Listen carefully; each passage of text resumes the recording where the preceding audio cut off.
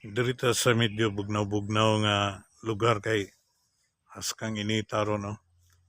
Kagaya nga na nasabi ko, ulan sa gabi, init naman sa araw.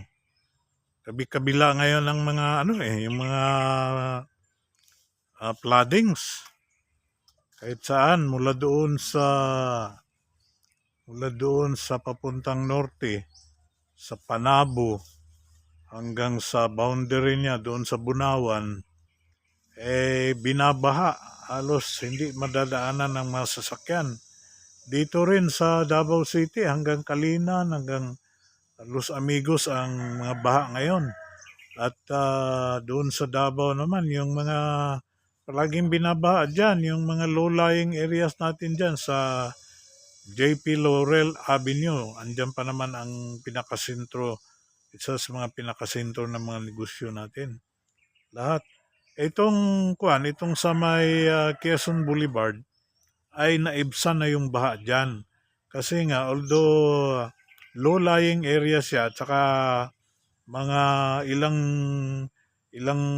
ilang metros lang ay yung dagat na ng Davao Gulf, tinaas naman nila yung kalsada dyan. Kaya noon, busy dyan dahil sa construction.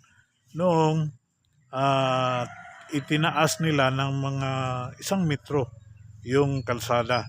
Kaya ngayon, kahit na malakas ang ulan, nadadaanan na siya ng dire-diretso kasi nga hindi na siya nababaha. Yung binabaha, yung malapit sa dagat, yung mga areas diyan ng mga informal settlers. Kaya mga kapatid, ingat-ingat at saka wag masyadong magpagabi.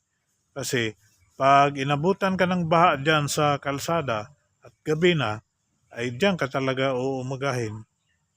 Pwera lang kung lulusob ka sa malalim na baha, ang masisira naman yung mga sasakyan natin. Kaya ingat-ingat